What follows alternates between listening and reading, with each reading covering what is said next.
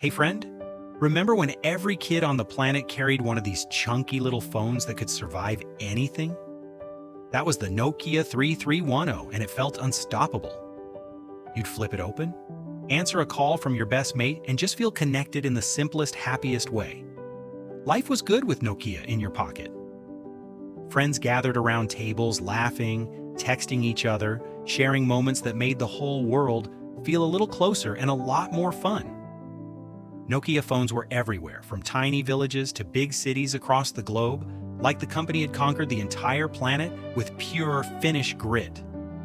But then something changed. A sleek new phone stepped into the spotlight, and suddenly those trusty Nokias started casting long shadows. What happened next is the story we're about to tell. Imagine a quiet Finnish forest in 1865. Mining engineer Frederick Idestam stands by the rushing rapids, dreaming of turning trees into paper and building something lasting. He and his workers rolled up their sleeves, stacking logs and bricks to create the very first mill. It was humble, but it was the spark of something big. Paper sheets rolled out day after day. Idestam watched with pride as his little mill grew into a real business, powered by the river and pure determination. They named it Nokia, after the peaceful river nearby. That name would one day travel the world, but back then it was just a small Finnish promise. Years passed, and the company expanded into rubber boots and tires. Workers shaped tough new products, showing Nokia could adapt and keep moving forward. Then came cables and early telephone wires. Factories buzzed with new energy as Nokia quietly built the foundations for future communication. In 1967, three separate companies finally merged into one Nokia corporation. Leaders shook hands, united by hope and the belief they could achieve more together. Electronics entered the picture. Engineers tinkered with radios and TVs, feeling the first real thrill of turning ideas into modern technology. The first mobile prototypes were huge and heavy, like bricks you carried around, but the team saw the future in them and refused to give up. By 1987, they unveiled the City Man, still bulky but revolutionary. Engineers beamed with pride, knowing they had taken the first real step into mobile phones. Competition was fierce, and phones were still too heavy for most people. Boardrooms filled with worried debates about how to survive in this tough new world. Factory workers kept going through long shifts, hoping their hard work would pay off even as sales struggled and doubts crept in. Then in 1992, Jorma Ollila stepped up as CEO. He made the bold call to focus only on telecom, setting everything else aside for a fresh start. Late nights in the lab became normal.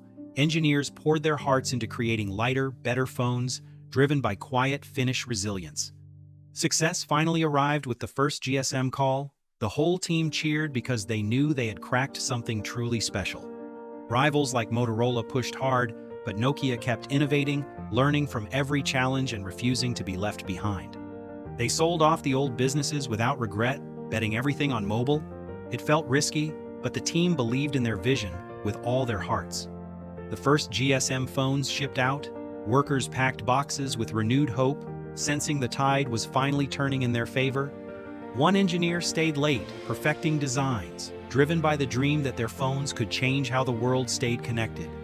The team stood together, looking ahead with fresh optimism after years of struggle, ready for whatever came next. In 1998, Nokia became the world's largest mobile phone maker. Celebrations erupted because all that hard work had finally paid off in the biggest way. Production lines hummed non-stop. Millions of phones rolled out, and the company felt like an unstoppable force built on Finnish ingenuity.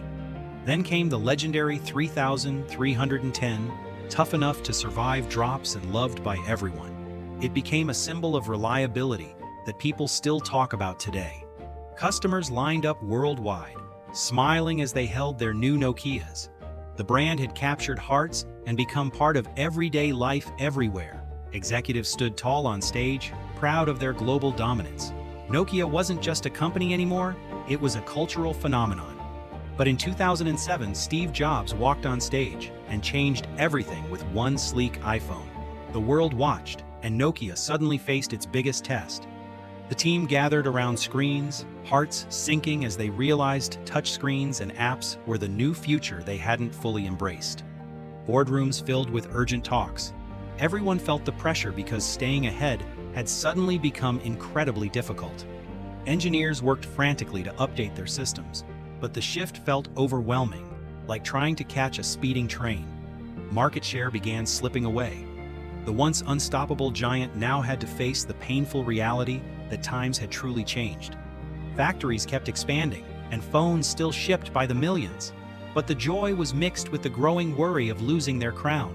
People everywhere still loved their Nokias for snake games and durability, creating memories that would last a lifetime. Back home in Finland, national pride swelled because Nokia represented the best of their country, tough, innovative, and full of heart. Billions of phones reached every corner of the globe, proving Nokia's reach had grown far beyond anyone's early dreams by the river. Families dropped phones for fun just to watch them bounce back, laughing because that unbreakable spirit defined the brand they adored. Yet, stores started showing customers choosing sleek, new rivals. Nokia phones began looking a little dated on the shelves. Headquarters grew quieter.